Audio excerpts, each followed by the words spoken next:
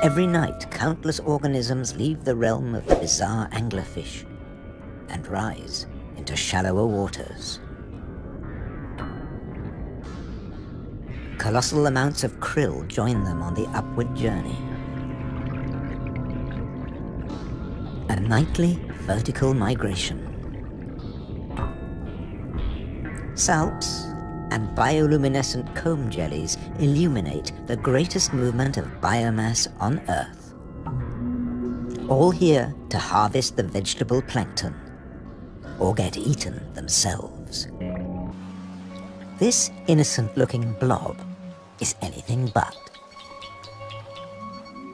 A Portuguese man-o'-war is a colonial organism, a conglomeration of polyps serving different functions. One polyp is the sail. Innumerable other polyps repel invaders or catch booty with tentacles that stretch up to 30 meters. On the right, a salp has become ensnared. Venom from stinging cells kills the prey. The tentacles drag it to the mouth.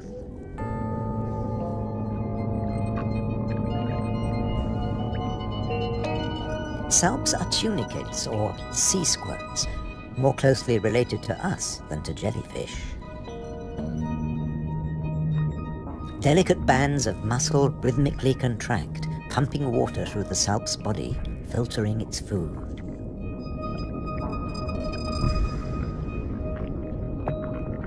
Salps build into chains and can direct themselves through the water.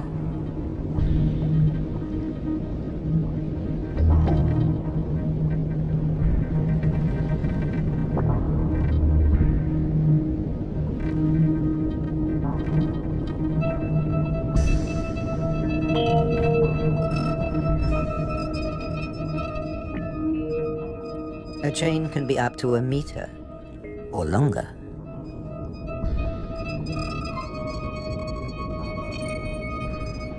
Unlike salps, many jellyfish have venomous tentacles. But they too have predators. They're one of the favorite foods of loggerhead sea turtles. On their 5-year journey from the Florida beach where they were born, they swallow innumerable jellyfish, immune to the venom. But there's another hitch. Comb jellies have no sting cells, but in the water they look a lot like drifting plastic.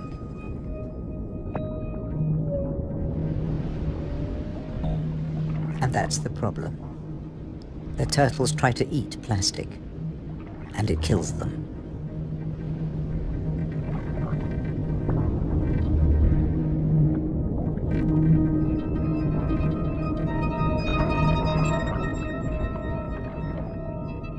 This is a great jellyfish hunter. At up to 3 meters in length, the ocean sunfish particularly relishes the Portuguese man-o'-war. But that too catches other jellyfish.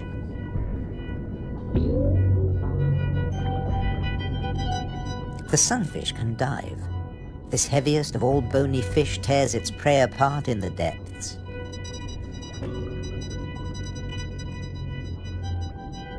The man-o'-war must stay on the surface, but it's a most effective hunter.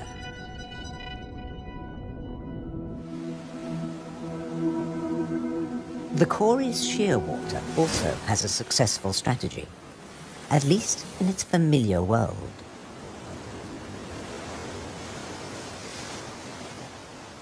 It deposits its eggs in niches high on the rocky cliffs. No surf, no high tide can reach its young. But now they face a new danger. Stray cats.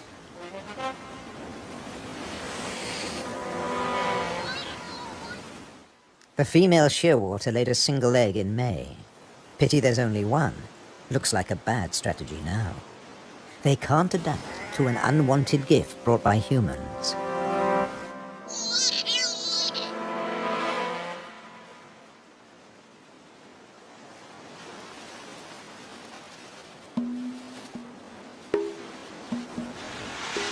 On the island of Corvo, more than 80% of predated chicks are the victims of cats.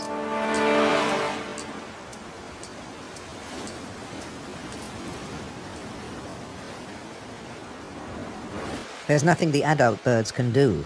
They spend the whole day out over the sea.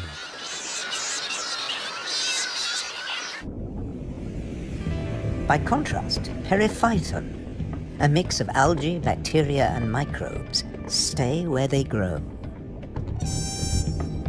ruled by time and tide. Some quickly find a home on flotsam and jetsam. Attached and yet mobile, they drift across the ocean. Goose barnacles fix onto hard surfaces. Their cirri grasp plankton from the water. No matter what it's made of, marine debris attracts life forms.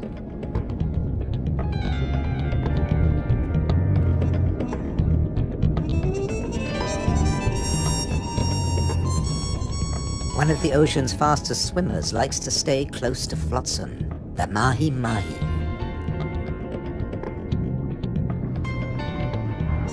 Because floats and buoys provide protection in the open sea. Some species may have survived ocean transfer as passengers on floating debris.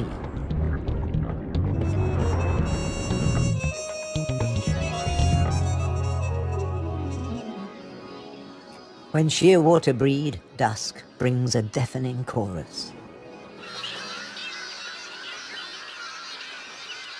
Parent birds calling to their young as they return from the sea.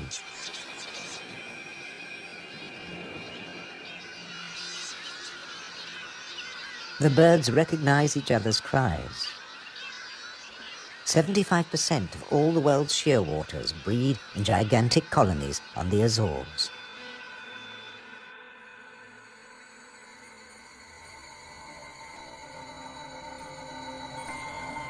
The name Madeira lizard says it all. This creature originated on a distant island. The Madeira wall lizard is very common on the Azores. It's one of the few reptiles found on these islands, and it's very fond of nectar. Invertebrates and vegetable matter complete its diet.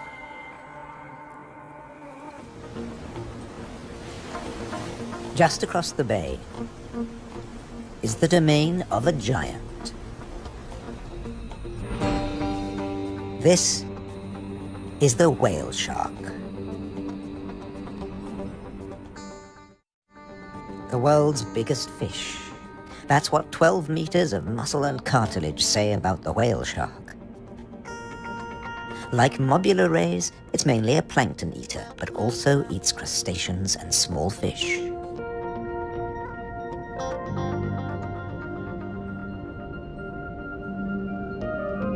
The rays' rolled fins on their foreheads direct the plankton into their mouths.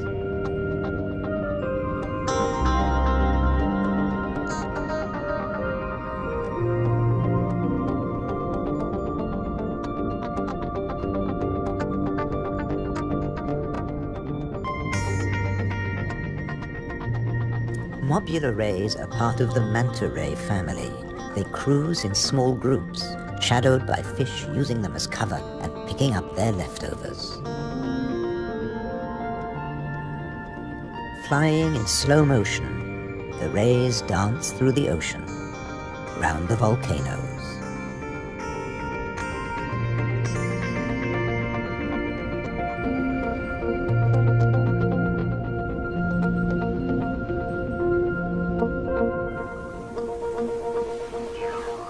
High above, there's something stirring on the cliffside.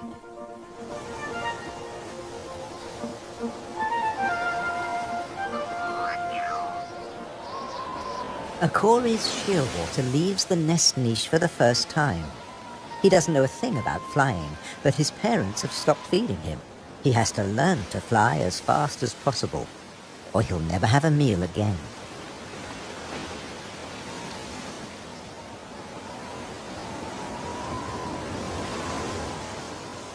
He needs a takeoff point with a fair wind.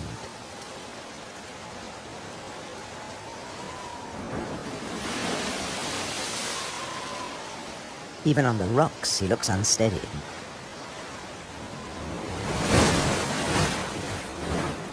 A fellow shearwater learns the difference between flying and falling.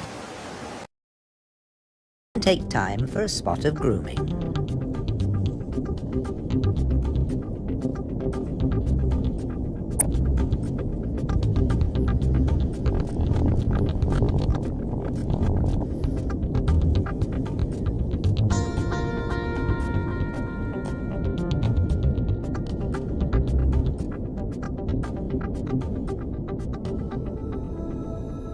Nearby, on the rocks, an octopus with a human face reaches out.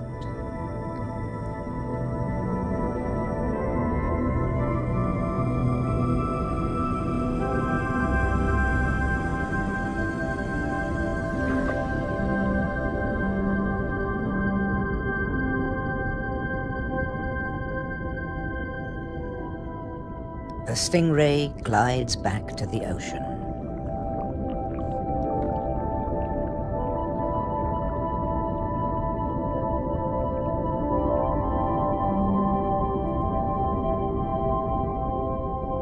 Passing the hundreds of bristleworms growing in front of the cavern.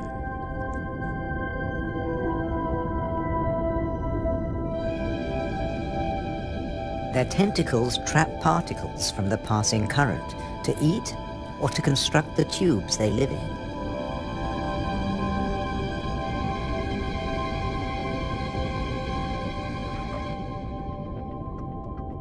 Deeper down is a mysterious place, a rare sight in the Azores, a garden of soft corals. They don't make chalk exoskeletons like their tropical cousins.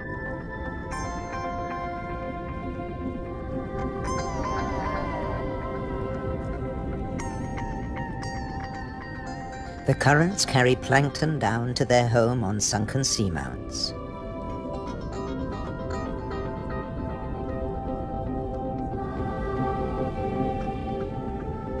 The venomous buried anemone is active only at night. During the day, it contracts. Once, scientists couldn't agree whether corals were plants or animals, so they called them anthozoa, flower animals.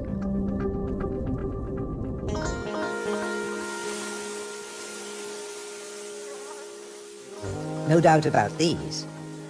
All the flowers on Europe's wild islands arrived from somewhere else. Hydrangeas came from Asia. Natural boundaries between fields. They're a symbol of the Azores.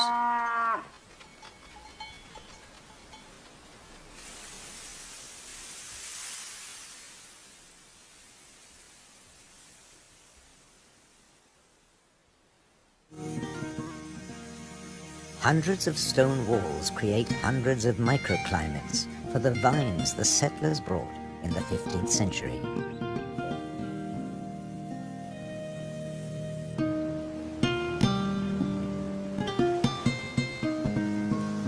"400 years later, the vineyards were abandoned as islanders left for America.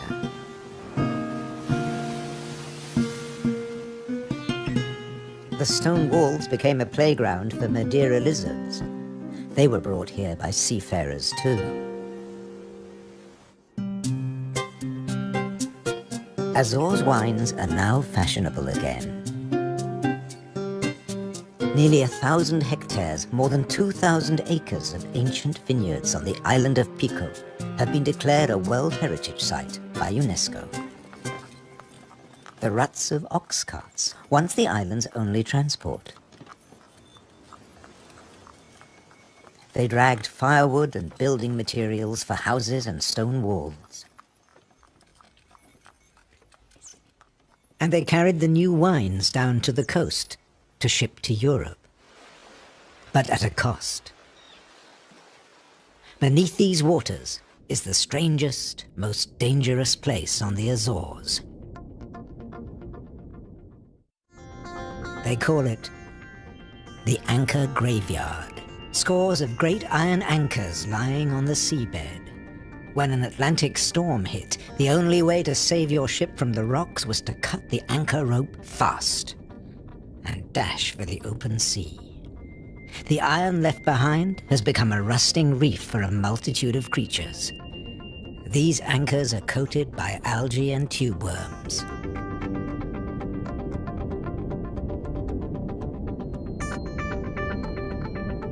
A shark's outline protects hiding fish. The grim-looking sea robin feels its way. The 3 front spines of its pectoral fins have their own receptor cells for finding food. The Mediterranean moray's mouth is mournful, but it's miming the call of the sea robin's swim bladders. A common octopus discreetly searches for food. It will fit in anywhere.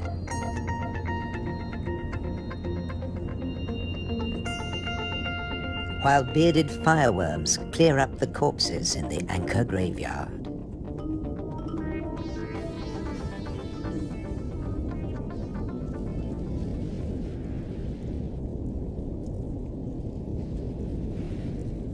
They are the mobile relatives of the immobile tube worms.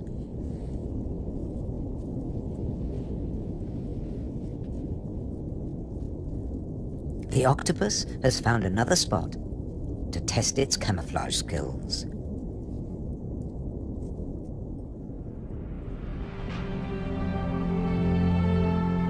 Above water, too, human presence is everywhere, even in the craters.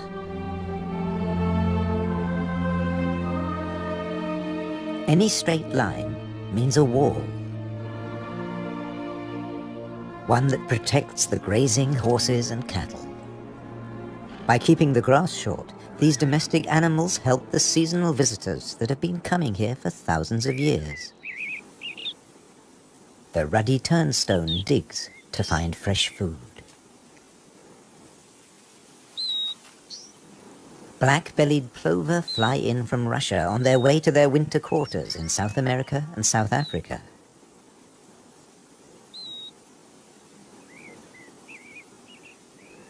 The ruddy turnstone drops in from the Arctic. The northern wheatear arrived from Canada via Greenland.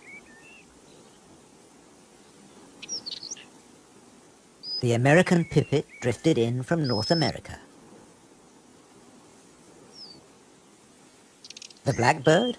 Well, it's here all year round. It's an endemic variety. The male is darker and glossier than its mainland cousin. Birds have to transport their own weight. A little body can be a big advantage on a long journey.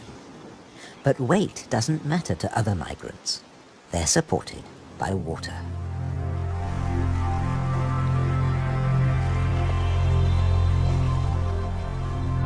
Humpback whales migrate between the Arctic and the tropics. They make a hunchback when they dive, hence the name.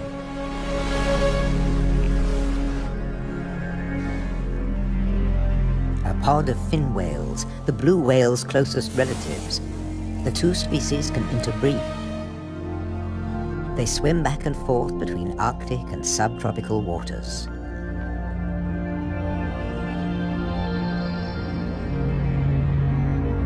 Fin whales and blue whales have their blowhole in the center of their skulls. Sperm whales have theirs on the left.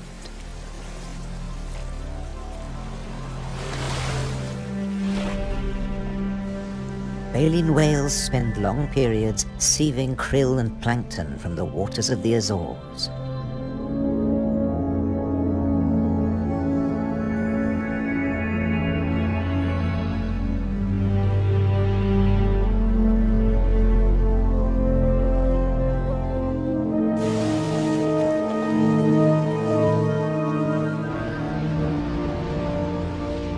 They leave their excreta behind them. It feeds vegetable phytoplankton. Animal plankton eat the phytoplankton, and at the other end of the food chain are fish and the whales themselves. But a great deal of whale food comes from deeper down.